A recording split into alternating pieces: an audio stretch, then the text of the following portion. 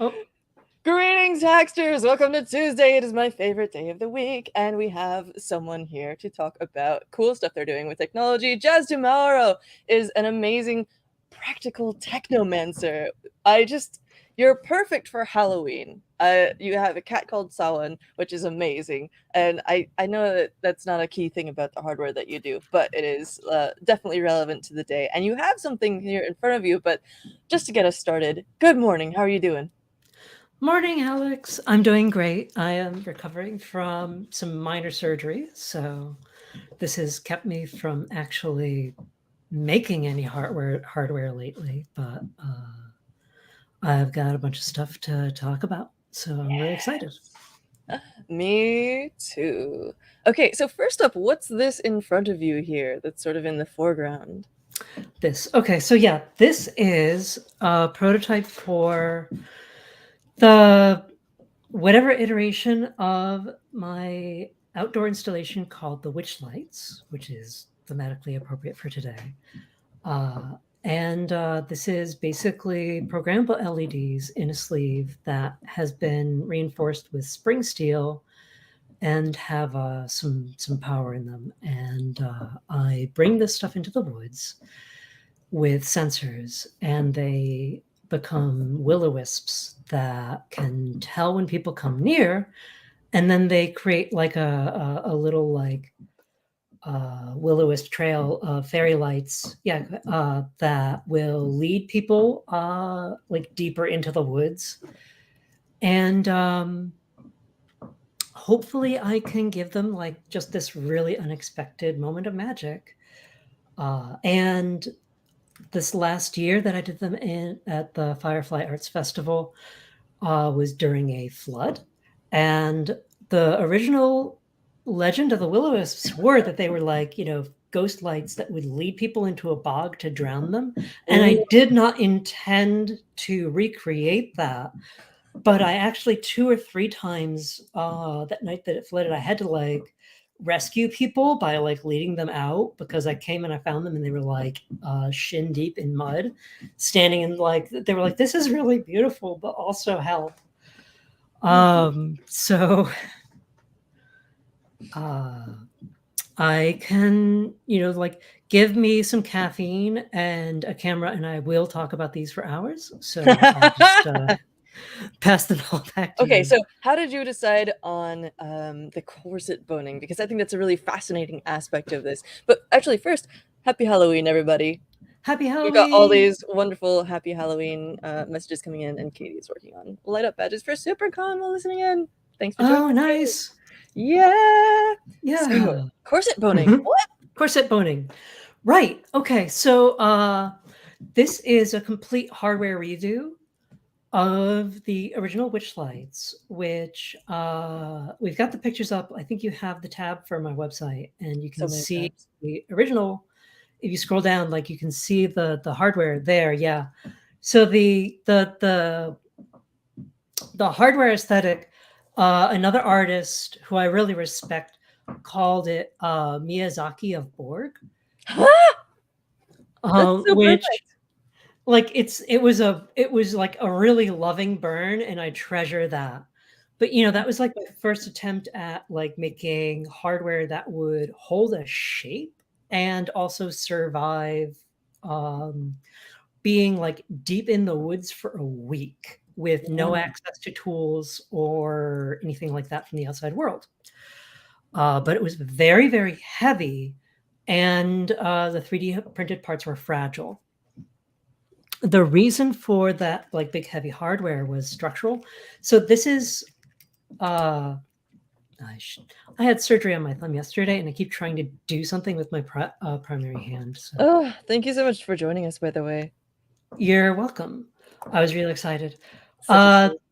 So like this is the a segment of LED strips like with the like IP65 67 rated waterproofing, which will keep it alive. But as you can see, it's really floppy and it's fragile. These little joints between the LEDs can snap, and then like the rest of the whole rest of the strip goes dead. and it won't hold a cool shape. You can like take it and like hold it up and be like, yeah, and then just. Whereas originally, like that tubing, was very springy and it would hold like interesting shapes. And yeah, it looks like crazy, like industrial explosion in daylight. But the point was that at nighttime, all of the hardware vanishes and all you would see is the lighting. And those 3D printed housings that Yeah. that you were zooming in on, those contained sensors and also like little terminal boards to allow me to do power injection and stuff. This is the redo because I did those like those were like my first LED installation. They were my first outdoor anything, and I made a lot of mistakes that I now have learned from. And number one is don't invent anything if you can buy it. As far as like power and stuff like that. So they've got like waterproof T-junction hardware, like specifically for stuff like this, and it's like got these screw connectors and like just a number of pins that work for the LEDs. And that's all IP67 rated. And so I was able to just like 86 most of my terminal hardware and stuff like that. And just focus on the one thing that really actually I needed to work on, was figuring out how to get interesting shapes, like to stay and have them stay for a week. So during lockdown, one of my little like obsessive play things outside in the woods where I live was I set up the old witch lights, and I like with the old hardware. Actually, Alex, if you remember, like we did a few like video streams, like back and forth, like video chats some nights while I had it up there. And then I was like sort of like segment by segment replacing with different materials. And I tried like PVC tubing, and I tried basket weaving reeds and stuff. And I tried different stuff. But a mutual friend of ours, Barb, from like Barb Make Things, had done some with corset boning for like a little octopus robot she did. And I ordered a bunch of like their different types. And it turns out that steel boning is spring steel, and it's light and it's strong and it's super great. And the only difficult thing is getting it to like stay in place. So I wrapped the whole thing with this like braidable tubing stuff that they use for like wiring harnesses, which acts as an LED diffuser, and it actually like just holds everything together. And then you've got the springy, and we've got wires for power injection, and then just like connectors for the to connect them together. Because like for large scale installations, like the witch lights were at the biggest, let's see, it was 10 5-meter strips. So yeah, so 50 meters of LEDs, which that's a really long way to push power. Yeah, so Katie actually jumped in here with a question about oh, it's very loud on the screen. But yeah, Katie tends to do super small scale lights and electronics, but has always wanted to go the complete opposite direction and go large scale installations. So this is the first thing that I thought of, and you've just been mentioning it a couple of times, the power injection and like the need for controlling that over long distances. Yeah, so what are things that people should know? One is like, yeah, power is actually a main thing. Like you are pushing like a really tiny signal really, really far. and you want to run like a parallel line, um, to the end, and it's called power injection, but really what you're doing, like the power wires basically are like one very long resistor. But it's a small resistor and you connect it to the other end. And because you have a small resistor in parallel with this other resistor, it drops the resistance and the amount of voltage you get jumps up. So if you don't do that, then basically after like 3 daisy chained LED strips, or 2, depending on the number of LEDs and your brightness, you start to get brownouts. And so that's number one. Number two, things that people should know is test at scale, like from the beginning. The mistakes that I made in the beginning was, doing like a bunch of like these small scale tests and just like, oh, okay. And like, this is fine for hooking up. I should be able to do this no problem on site, but multiply the time and the effort for like one of those by like 15 or whatever that. And it's like an entire day and a half to do the installation. The transport and installation and the setup all take so much more time than I ever expect. And it's like carrying the stuff is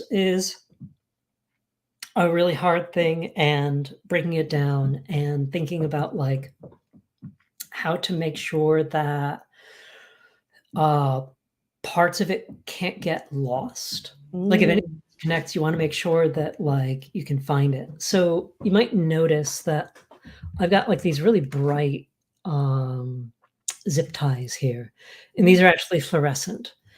And on my little like toolkit that I carried, I had a little UV flashlight. So like when at night, when I'd broken stuff down, I like was shining the flashlight around to try and just make certain to catch anything that I might have dropped, because pine needles will just like hide things. What else? Right. The other thing that caught me and catches a lot of people by surprise is a lot of times you think, hey, I know, I don't want to like run a sensor signal through wires for like 200 feet. I'll use Wi-Fi. And now you have 2 problems. If it's line of sight, no problem usually. But like if you're in the woods, I'm grabbing a little so like an ESP32, like that's the antenna for your Bluetooth or for your Wi-Fi. And it's really, really tiny, and it's running on a battery usually. So if it's in the woods, which means that it's surrounded by vertical columns of water and all sorts of like pine needles, which by the way, I learned from an engineer, a pine needle is essentially a filter for 24 gigahertz wireless signals. It's the exact size of the wavelength. It takes way more power to push a signal, and you get a lot of like drops and then attempts to reconnect. So instead of that, like what people do is they tend to use serial over like Cat5 with like serial decoders. And they also use like this, they use LoRa, which is short for long range, low power radio, I think, or long range radio. Yeah, low power, long range, I think. Yeah. So this is actually a little ESP32 that has an antenna for, like it has a hookup for a LoRa antenna. And so the next generation, which lights like these boards, I am working on doing that so that I can have like basically the brains and like run a bunch of wires, but just then like have them transmit just like really, really simple signals to each other for any kind of like longer range, like interactions. Yeah, you and were stuff. right, by the way. It is long range. I Long usually do it range, like low yeah. power, long range, but yeah, that kind of makes sense. It's so confusing because it is low power and it's long range and it's radio. So like all of these, Mm-hmm. low power, wide area. Low No, power this is wide area. horrible. Yeah. You guys. It's cool though. Oh, and Katie also asked if I'm installing a property I own or are they public spaces partnerships, and the answer is yes. Like I'm doing my test installs on my land, in like the woods around my house.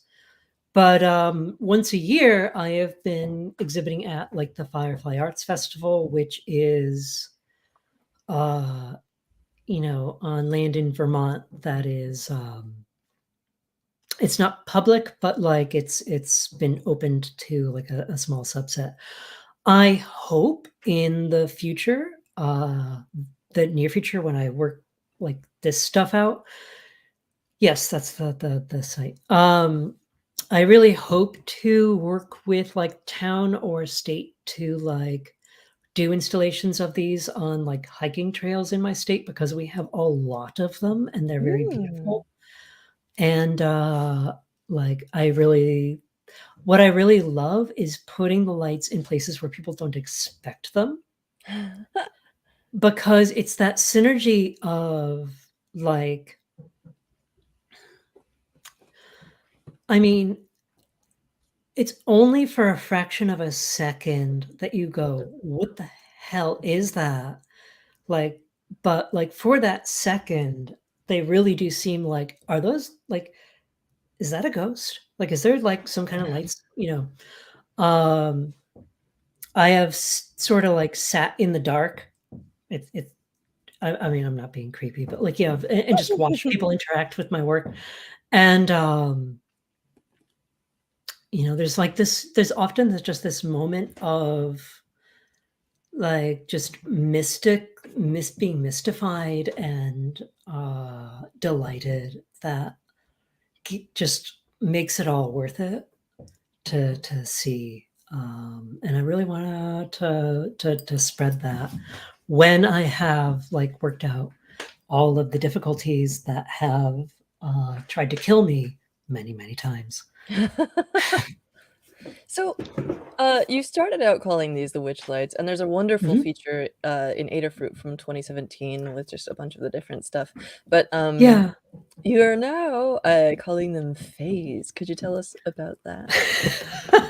Yeah, well, so yeah, phase lights. There's a tradition of puns and jokes at Firefly, and so the name that I go by, like just exhibiting when I'm there, is Fae, Fae, Mm. and so they're my lights, and so I was like, okay, so like Fae's lights, but to do a little bit of a joke, I like named it. Oh, this is mirrored, but it's It looks good on the side. phase. Okay, good. Like a fake acronym, and did like this like synth wave theme, and did like stickers to hand out to people, just like so that they'd get the joke. Uh, and it was just like it was fun, and also like I was applying for a grant that year, and uh, you can't apply for the same project twice. And this was a complete redo of the hardware, so I felt safe. But I didn't want it to be, the witch lights too, because people on the art grant committee know who I am. And that would mean they would have to recuse themselves, because you don't want favoritism. So that was the other reason, is to just like change the name, change things up, and just sort of like give a sort of like fake leaf of people who knew what they were, but like they could at least approach the project on its merits, as opposed to being like, oh, that's jazz. Yeah. That's very ethical of them. It seems like a little bit of an outlier in festivals arts that I've heard about. And we met at New York Maker Faire. I think it was We did. 2018, was that? Yeah, it was like 5 years and 1 month Yeah. ago. Wow, so cool. I So, know. yeah, I know that you attend Firefly very often. Are there other events that get you excited about making hardware and sharing it? I mean, yes. Something like that I've struggled with in the last number of years is like I've needed surgery on my hands, like because my thumbs didn't work. And let me Ooh. tell you, it is rather difficult to make things when your thumbs don't work. Mm, And it's also makes it painful to drive and things. So I mm, haven't gotten to much. But Rhode Island has done some maker fairs and like Long Island that I hope to get to like the next times they come around. mm. There is also an art festival that is 5 miles down the road from me that I also was not able to get to specifically because I was having this surgery like a week after it. It was like a couple weeks ago, called Nectar, Mm. NECTR. And I really hope to get to that next year.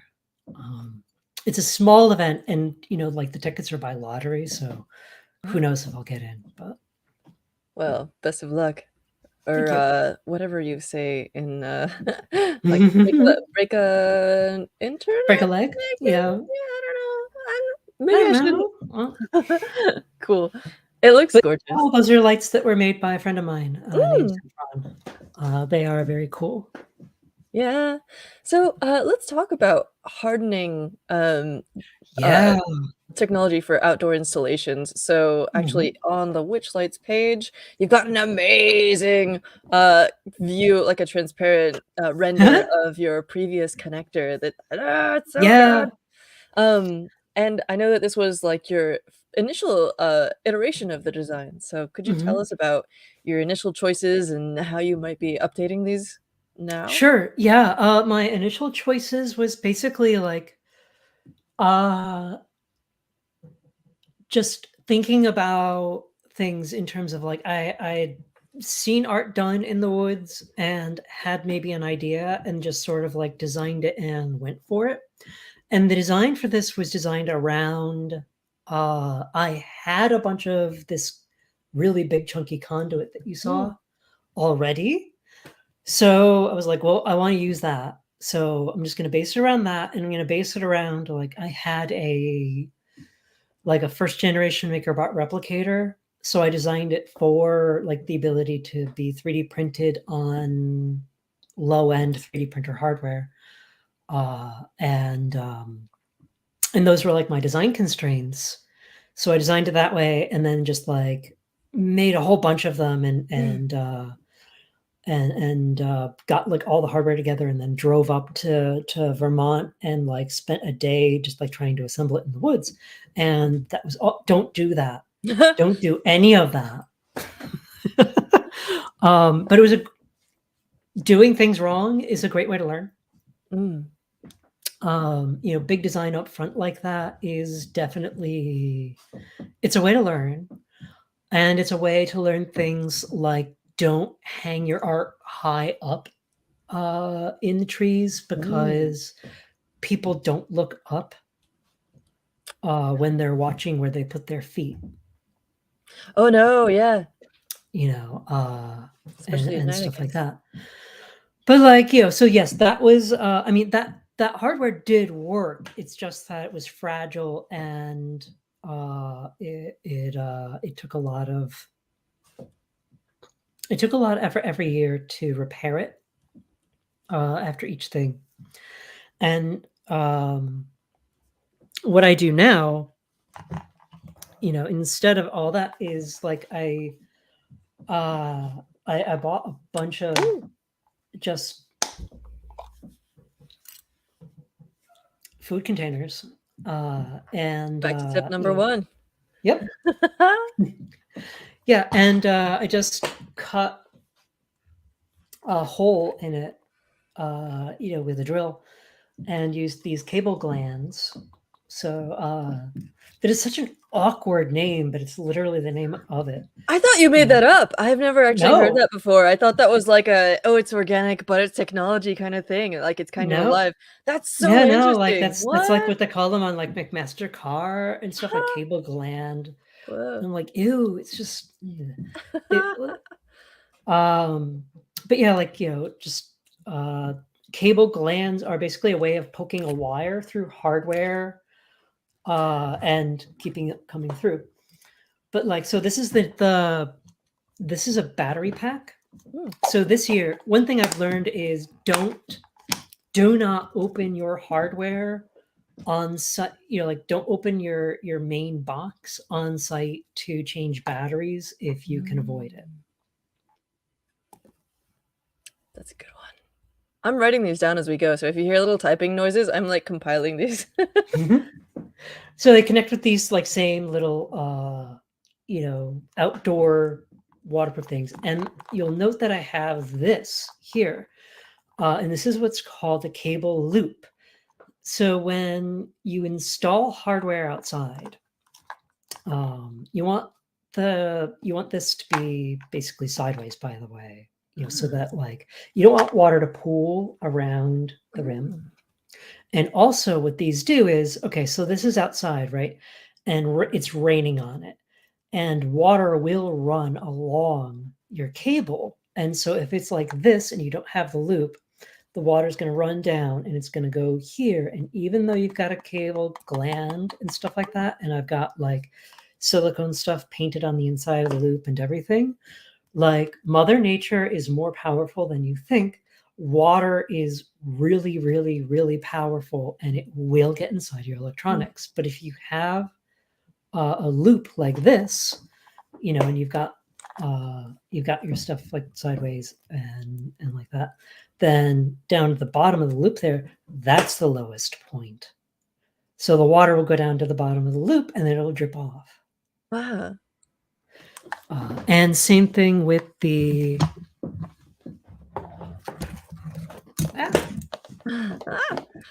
the power line, coming into the brain, which is another box like this. Ow. The boxes I made very, very big just because I was sticking like incomplete breadboards in them.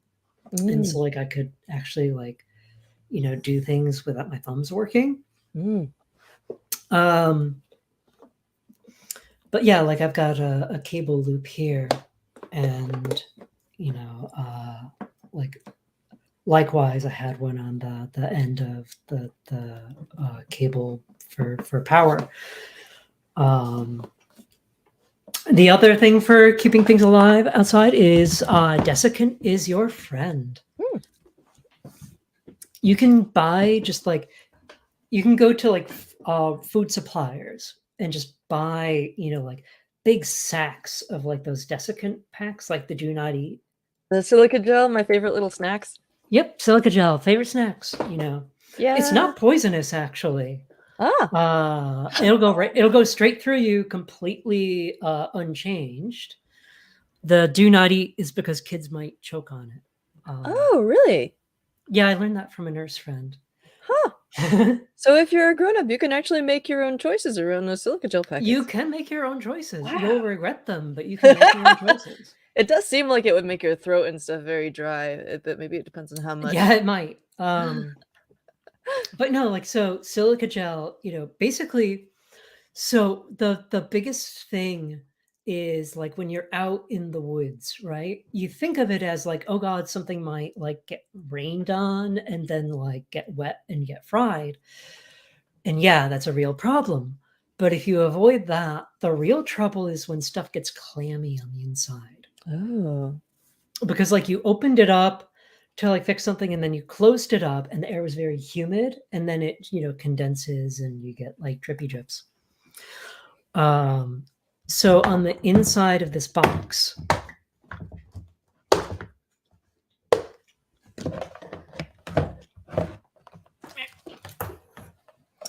like what like basically I put, there was an extra little piece of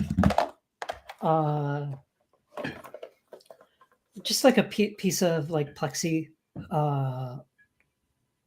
with holes in it, and then like a layer of desiccant packs underneath, so that my electronics weren't sitting at the bottom of this if the worst happened, and also so that any condensation would get absorbed. And okay,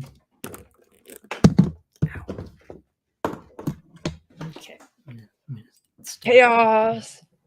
Chaos technology. but I like love it. desiccant packs and like desiccant packs, cable loops, and reusable plastic bags, like the Ziploc bags with like the zippy thing.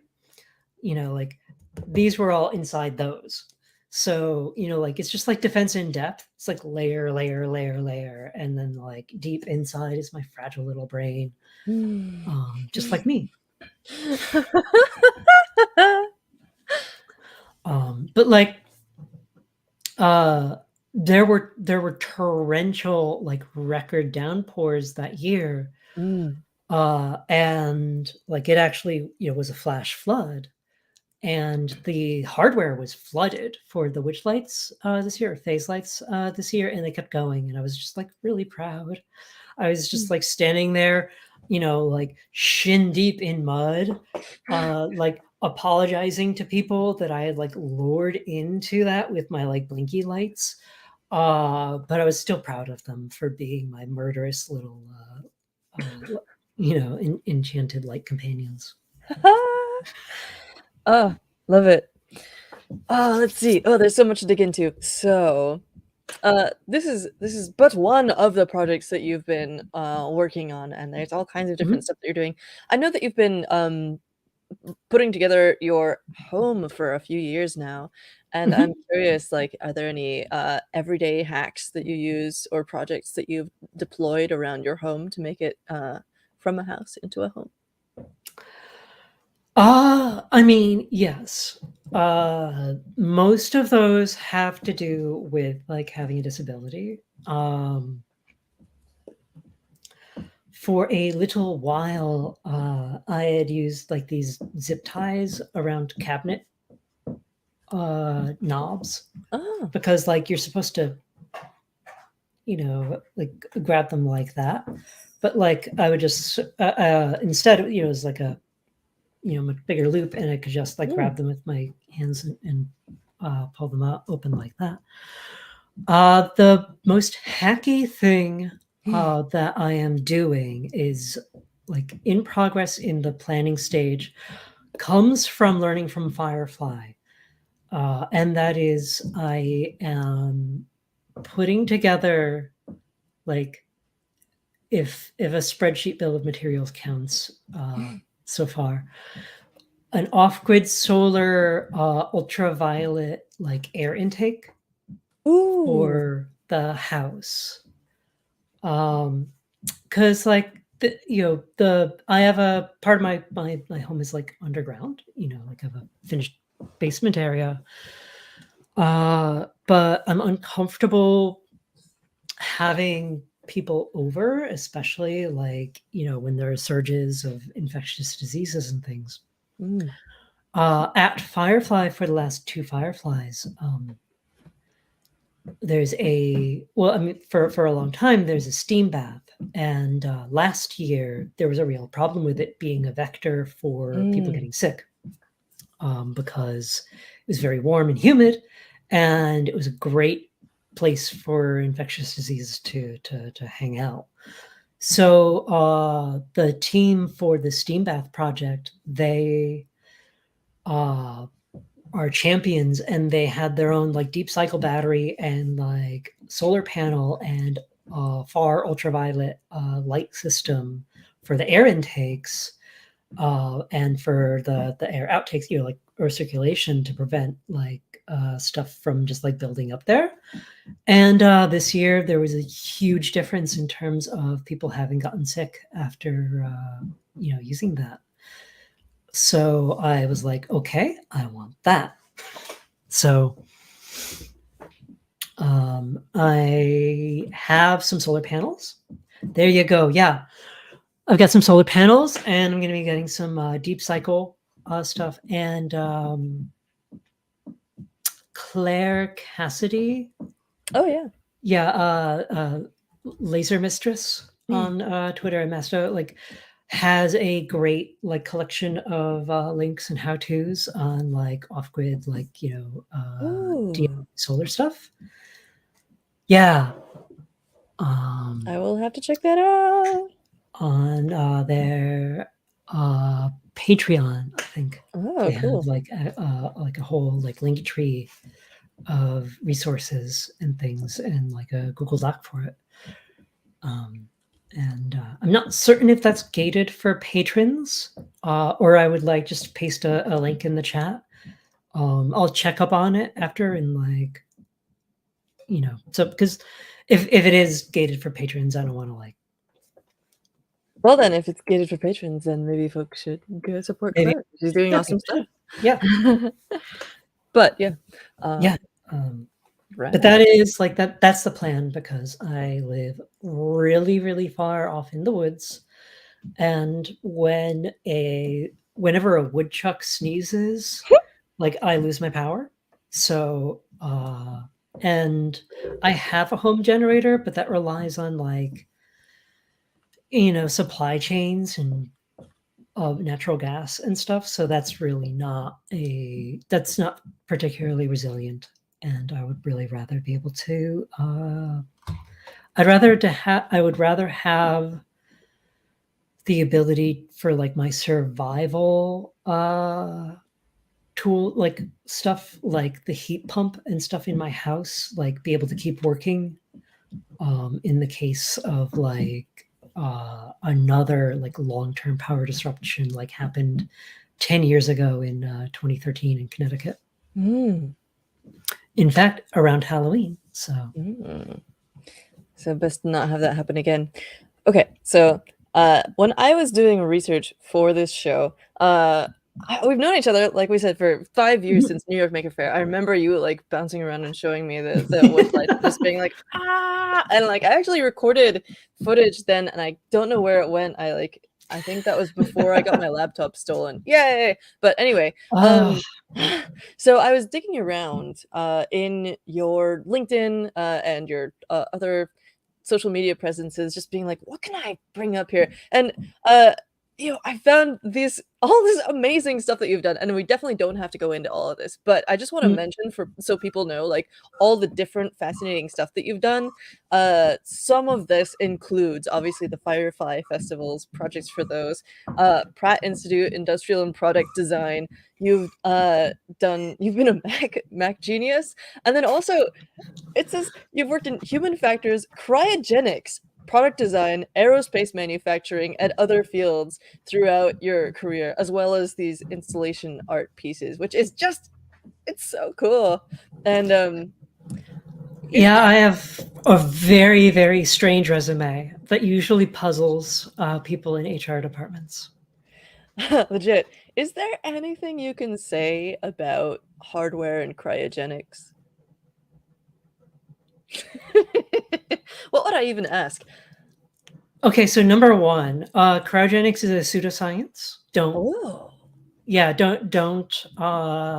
coming in hot. Yes, love it. Yeah, no, cryogenics is a pseudoscience. There was an NPR segment that like since has gone like into like the internet memory hole and is gone, unlike the original history, but I have an MP3 of it. That like if I can figure out a way to like put it online, I will do that. But yeah, there's two ways of freezing people. One is to take a dead person, strip them naked, strap them to a frame upside down, put a bucket over their head, and stick them into a dewar of liquid nitrogen. At which point, every single cell in the body, including the brain, essentially explodes. Wow. Like a frozen strawberry. If you've ever thought of frozen strawberry, you can see what, like, the brain of a cryogenically frozen person is going to be like. Yeah. Or you can have what's called a neurosuspension done, which is where they perform my favorite euphemism, a cranial amputation. Ah, yes. Cut your head off. And then they suffuse it with a cryoprotectant and then perform what's called vitrification, where they, do stuff that I shouldn't talk about because it's under an NDA or something like that. But brain, what was it? Yes. The problem with that is, one, it's a neurotoxin. Ah. So it will kill the brain cells that it's supposed to be protecting. Two, the way that they get around that is that they don't suffuse the head enough to cross the blood-brain barrier. And the problems with that I will leave up to the reader. Yeah. I have one question around this, and I'm not sure if you interfaced with this specifically, but like, so cryogenics, actually, really quick, we got started about 10 minutes late. Do you have about Yeah. 10 minutes after? Perfect. Okay, cool. So I will do this question. Cryogenics, you're preserving someone, presumably until such time as the science happens such that we can wake them up and fix them and all that good stuff, which means probably not like 5 years. It's probably like on the order of decades to centuries. Is there anything you know about how they make sure that those things are going to work for that long? Like, it's hardware. It's got to stick around.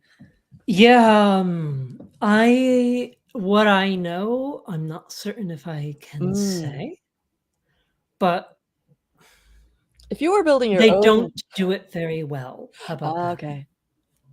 All right, excellent. There is a thing in the comments where somebody's saying that they use 12-gauge Romex wiring. And so that is another thing that I tested, and thank you for bringing it up. Yes, for stuff where like if you have an object, like say an ornamental tree, that like you can attach the Romex to hold it up, that stuff's awesome, and I've done an installation with it. If you do not, right, if like say you are in an area where it's like there's not a lot of trees and stuff like that, and you're doing like ferns, it's a little heavy and it tends to sag over time. So yes, that is awesome under certain circumstances, and I really like it. The flat stuff, especially, the stuff that they use for wiring, like the stuff like more like in the upper left of that screenshot. Yeah, like the common electrical types, like yeah. There you go. 'Cause it's flat, so it will. It's exactly the right size and shape to attach LED strips to. Makes sense. It's even like the So same thank you width. for the tip, Yeah. I guess. But yeah, it sounds like the weight is a concern. So what about other upgrades that you've made to Witchlight's phase I keep saying phage, but phase light. Phage light, yeah. uh, so Confusingly, there was another art installation called Phage that I oh didn't yeah. even know about, so that was fun. There's a whole group at Burning Man called Phage, and I admit that might be like polluting my brain here. But anyway, in the original on your website, all these Mhm. links, by the way, are in the description below, except for the ones that I'm pulling up on the fly. So yeah, in the original here, you've got what looks like an Arduino Duet. In fact, it says that on it, and Yep. Yep. Yeah, then you've got level shifter, you've got fuses, you've got other stuff. What have you changed? You mentioned using ESP32s, which I don't see on Mhm. this prior design. Can you tell us what you've changed and what you'd like to change? Yeah, like pretty much everything. It's a bit of like a ship of Theseus thing where I was just doing one thing at a time, and now there's none of the original hardware left. But yes, I have shifted from the Dewey to ESP32 because the Dewey is very big and not very fast. I used it because I had it left over from an attempt at a CNC project. Mm. So the ESP32. Okay, so fun. Here's another thing about going into the woods. If you're using ESP32s, I learned this the hard way this year. One great thing about the ESP32 is that you can add lines to your code that get it onto your Wi-Fi, and then like when it's in your like waterproof connector, sitting outside, you can update your code and push that out, and not have to like open it up and connect a laptop and do like the crouchy squat dance to reprogram it. And that's great. It's absolutely fantastic. Disable that before you go into the woods. Oh. Because the code as it is, like in demo code, you can fix this, and I have in the code, since is it will try to connect to your Wi-Fi. Oh no. And then if it doesn't connect to the Wi-Fi, it just sits there. Right. So I got the whole thing set up and I had it installed, and I'm like, okay, great. And I flipped the switch and nothing happened. No. And I was just like, okay, all right. I guess I'll have to grab the laptop. Lesson 2. Don't forget your laptop. Oh no. It also, I feel like in the past I've learned with companion bots to make sure that if I am, even if I'm working at home, I try to make sure that if I am having like talking to it over internet, I'm talking to it over my phone's hotspot and not my house Wi-Fi, so that if I do get in a situation where I need to do something while I'm traveling, like at least I'll be able to create that I don't have to like I'll be able to create a hotspot that it'll connect to without me futzing around with it hardware-wise at all, and that just makes it so much less stressful in terms of like, okay, I know I can talk to it in some way. But That is a really good tip, and yes, Yeah. my phone doesn't have hotspot right Oh, now, yeah. so I wasn't doing that. But if I did, like that would have been a really good idea. Yeah. Yeah. Oh man, how did you end up fixing that problem? I'm very lucky in knowing some very capable people who have done like bigger and more cooler installations than me, and who I knew would have a laptop with a hotspot. So I went and I found them, and they were extremely kind and set up their laptop and hotspot for me, and so I was able to just download the code and all the stuff from GitHub, and make that edit, update the stuff, and it worked. And hooray! Because the other option was to come to terms with the grieving process. Oh, yeah. So, another great tip there, back up your code to the cloud before you go, to deploy somewhere. Yep, definitely, like, have it on GitHub, have it on a flash drive, and if you have it on a flash drive, make certain that it includes, like, the hardware definitions for the particular ESP32 Oh, yeah. that you are using, especially if it's not, like, in that standard, like, Arduino ESP32 package. Like, these are, like, these little, Heltec boards. Oh, yeah, I was curious about that because there's all these different, boards that use the ESP32. You got the, STM32 Nucleos. Wait, so, anyway, yeah, bunch of different, ESP32 boards out there, and yeah, Yep. having this particular one. How did you choose those ones? I have low impulse control and AliExpress sometimes. Well, no, like, I forget, somebody had linked them to me because I wanted to do LoRa, and the breakout boards for LoRa were like the Adafruit breakout boards are very reliable and nice, and I have a couple of them, but they were like $12 each.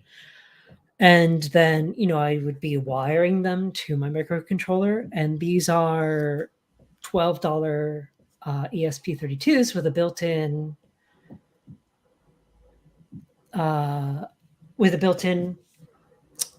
antenna and interface for LoRa. So I was like, ooh, great.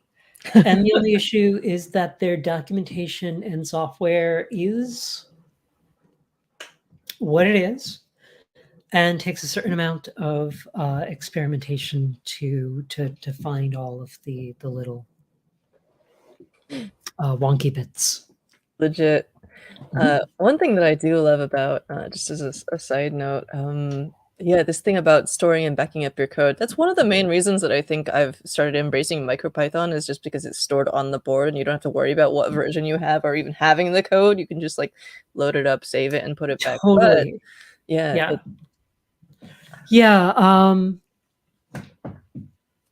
The MicroPython's great, and if I wasn't kind of like all in my existing code base on fast LED, I would probably have rewritten the code in MicroPython by now.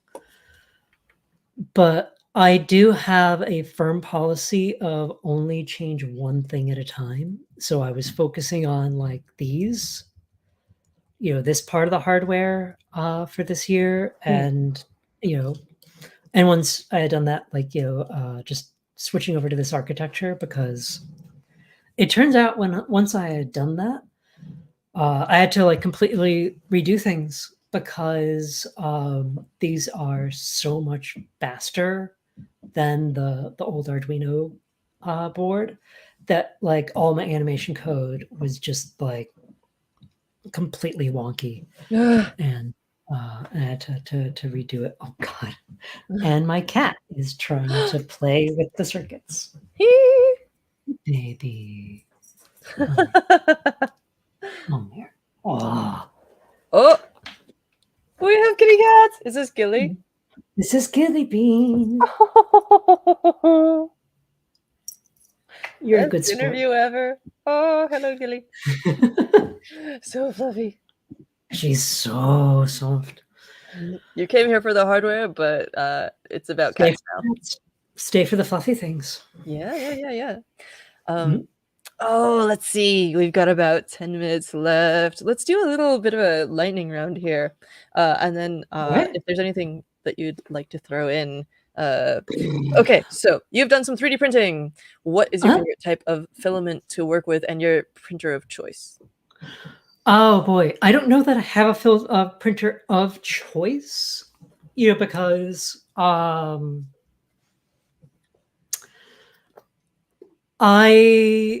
this time around I bought a new 3D printer, and it's a Creality, because somebody was selling theirs and I bought it. And I have done no work to like calibrate or anything on it. My 3D printer of choice is the printer that I have in front of me and that works well enough. Yeah. If I was going to like really make that a project, I would probably want a Voronoi. Is that how you say it? Voronoi? I think you're right. Yeah, Voronoi. Like people who have one, like have been posting pictures of like the print quality they have, and I'm just like, oh my god, that looks amazing. Like the results are really, really, really good. Oh wait, is it a Voron? Voron, yeah. Here we go.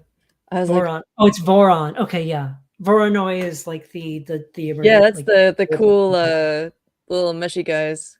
Right. Okay. Yeah. Voron. It's probably named after that though, right? That's my guess. That would be my guess. Yep. Cool. So Matter Hackers. That would be like, like I was like, yeah, I have $200 and I need a 3D printer because my last one got destroyed. Yeah, my old my whole old workshop got destroyed due to like a water problem in that part of the house. Ouch. Yeah, water is more destructive than fire. There's I think that, was it Yates had a whole little poem around that. Okay, so favorite part of your workflow when you're creating a new project? I know that you've said that you change one thing at a time, kind of. So maybe you're constantly doing it. But is it soldering? Is it 3D modeling? Is it what? So my favorite really is sketching. Ooh. I am addicted to sketching. For 20 years of just thinking with my hands, which was a problem. Oh yeah. I taught myself to draw with my left hand in order to do the phase lights because there was a point past which I couldn't think without drawing. I discovered without being able to like put the ideas down on paper, I couldn't let go of them, and so I stayed stuck on them. So that's like my favorite part is like getting your first idea down, letting it go, and then thinking of your next one. Because your first idea is wrong. It's always wrong. Like, and so yeah, that's my favorite part. And my second favorite is the moment where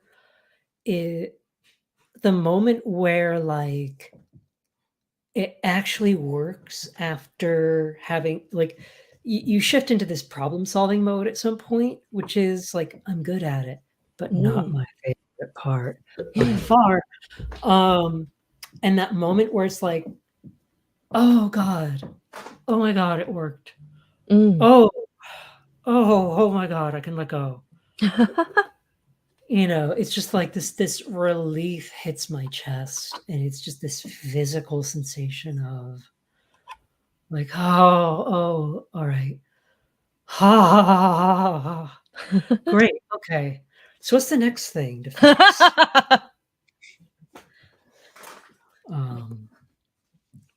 Okay, and so that's my favorite part.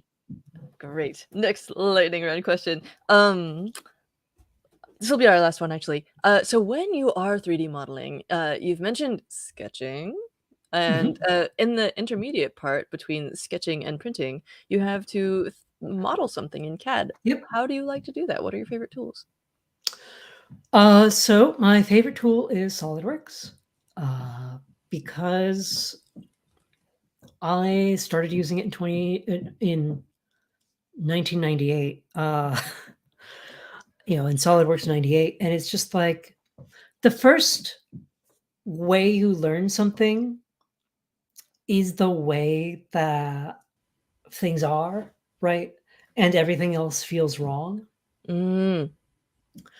So the SolidWorks or like the Onshape is really nice, by the way, and does work this way. I'm just sort of like really iffy about the cloud. Like you can sort of like work sketchy and be like, okay, so like here's a sketch and I'm going to make this sort of shape and like make things based on each other and just sort of like get them together and in relation to each other, like making them like the image you had up on my site of like the Witch Lights connector. Was what I had done was I went to like McMaster Car and I downloaded like these connectors I was going to use, right? Yes, perfect. So that's what those green things are, right? And so I took those and I put them, and then I did a quick model out of like the sensor I was going to use, and of like of the proto board, and so I had those, and I'm like, okay, these are my constraints, and then I could model around that and just know that it would work because I was literally like selecting the outer cylinder of that feature in the assembly and being like, this dimension is like 3 millimeters larger than that, and then it's just going to stay that way. And if I changed the exact connector, and just like that dimension changed, the whole system updates. And frankly, that's where it usually breaks, and then you have to debug it. But like, that's true of everything. Legit. So SolidWorks is the way my brain works. I wouldn't say I love it because it is this like massive industrial pain in the butt piece of software, but like we don't choose the tools that we get addicted to. Legit. Cool. All right. So I actually have one more question for you as we wrap up. We're asking this to everybody. And by we're, I mean, I guess I'm.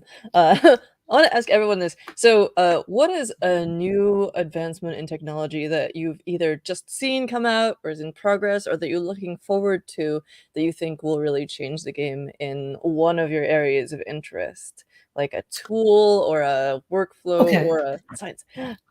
So, a different interest that we haven't touched on, and I won't get super into it, is retro computing or perma computing. Yes. Like basically, lowest common denominator, like keeping a computer alive and not being on this constant upgrade train. I have a Macintosh SE30 from 1989, which is 2 months older than my girlfriend.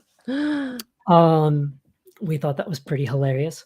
And there's one of my favorite like advances is people have reverse engineered the motherboard from Apple's like drawings of the board. They did a KiCad model, and Wow. there's a GitHub with a pick and place and everything. And there's an SE reloaded logic board that you can buy.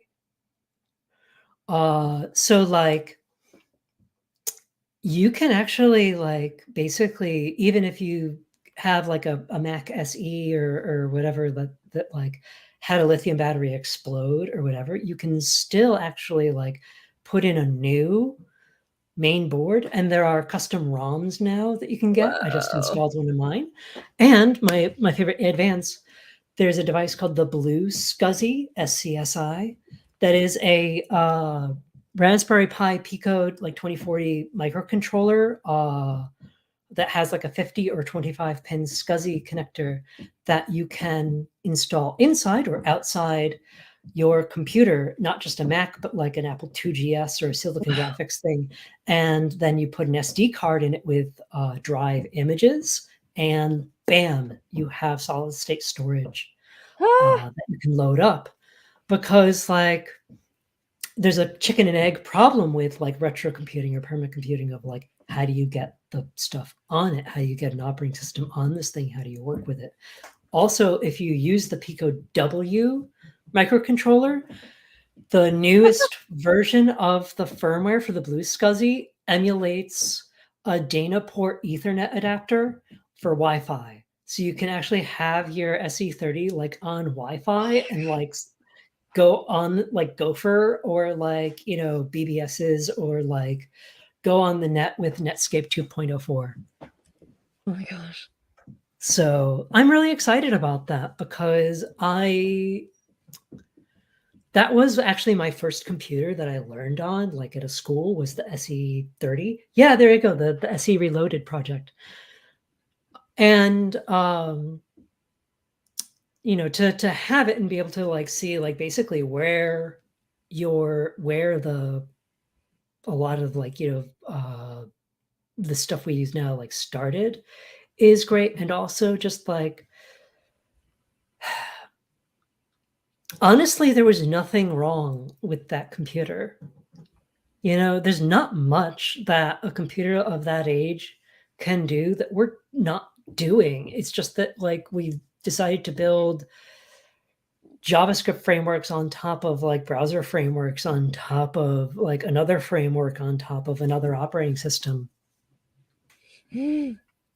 And like I'm really, really inspired by like the 100 Rabbits project and the like their perma computing and like extremely low end computing stuff.